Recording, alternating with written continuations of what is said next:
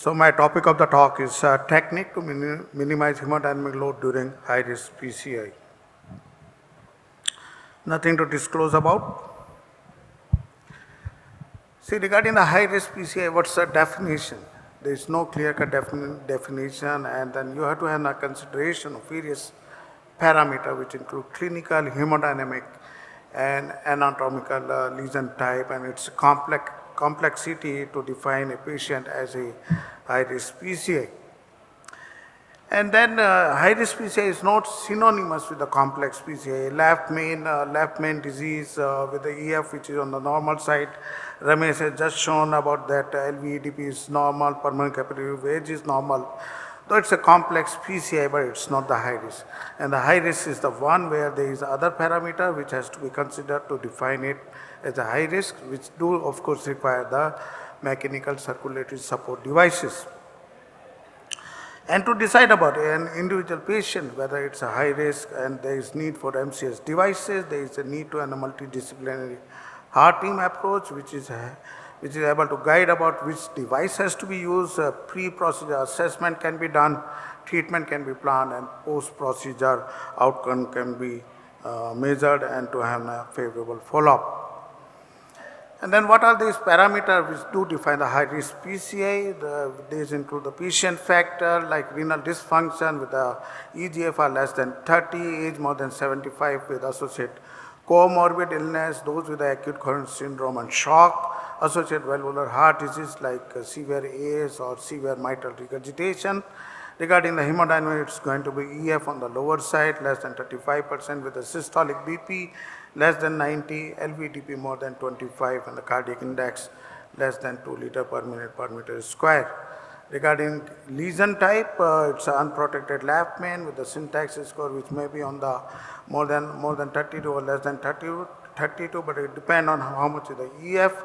Those with the multivessel severe disease, only remaining conduit vessel in post-CFG patient, complex CTO with single donor artery, and those patients who are surgically been turned out and referred back to US and interventionists to take care. So these are the type of subset of the patient, and then a conglomeration of these various parameters do help to define and to select a patient whether he is high risk or not. On the basis of these various parameters, we from India has made a consensus document about which patient to be subjected for mechanical circulatory support devices, which includes the hemodynamic status, patient characteristic, coronary anatomy, and also the procedure characteristic. A total score of more than 5 is the one where MCS devices should be strongly considered, and those with a 3.5, a heart team approach can be used to decide about whether there is need to have an MCS device support during the PCI. And this is about the staging of the cardiac shock patient, and those with the B and onward are the one where one should have a heart team approach to decide about taking a patient on table for the high-risk PCI, whether there is a need to have circulatory support devices or not. Regarding the various type of devices, in case the patient is having cardiac shock with predominant LV failure, there is a need to have a mechanical circulatory device which include impeller, tandem heart, or IABP. Those with the refractory respiratory failure, it's ECMO which is going to be helpful, and those with the predominant RV failure, impeller RP or Protect Duo device are going to be helpful for management of such patient. A combination of various devices can be used depending on the cardiac shock with the single or biventricular failure.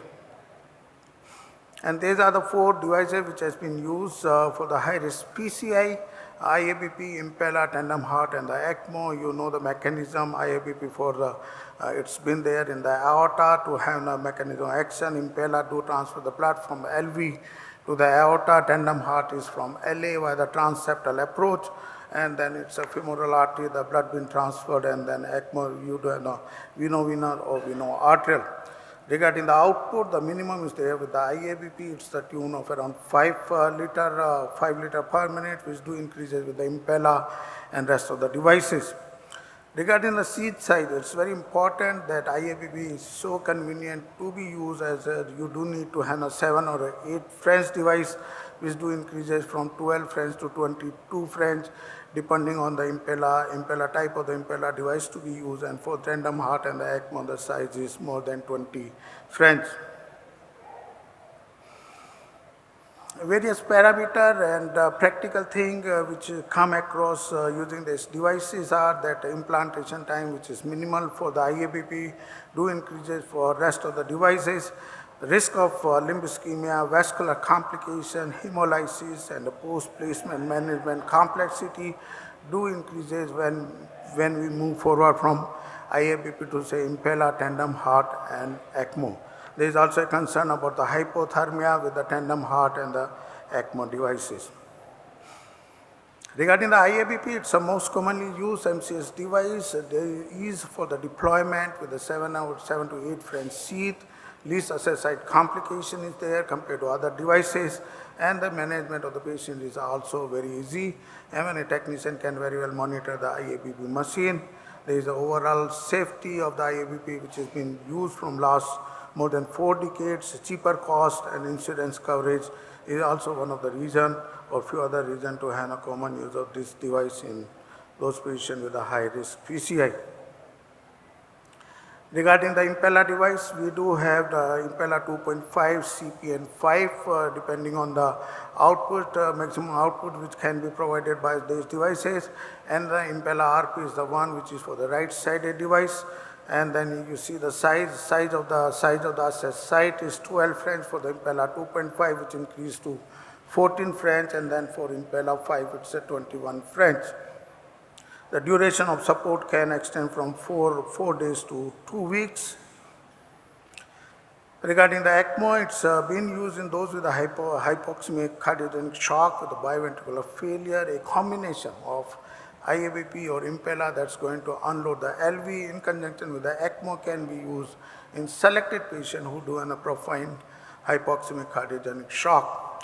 ECMO has also been associated with a number of complications, which include higher vascular complication. A limb ischemia is also a concern, and for which the antegrade access to distal limb perfusion sometimes is required along with the acute kidney injury. Tandem heart, it's a continuous flow centrifugal pump where the oxygenated blood is withdrawn from the left atrium, putting a 21 French inflow cannula from the right femoral vein and been transferred to the femoral artery with a 17 to 19 French arterial cannula. Something about what the trial do say about this mechanical circulatory support devices for those with the high-risk PCI. BCIS-1 is the study about the IABP in those with the high risk, and it's around 301 patients. The MACE rate at the time of the hospital discharge was similar between those in which IABP was used and those without the IABP. 6-month mortality also not different between the two arms. Major or minor bleeding is similar, while assessed site complication was higher in those subjected for the elective IABP support. A extended analysis of this particular trial at 5-year of follow-up, of course, has shown a mortality benefit in those which been subjected for the IABP support due to the high-risk PCI. Something about the impeller and its a trial. The PROTECT one is the trial which was initially been studied to have an idea about the safety and the hemodynamic support of the impeller device, and it's an impeller 2.5, which was found to be effective for good hemodynamic support during the high-risk PCI, and it had a 30 days MAGE of around 20%.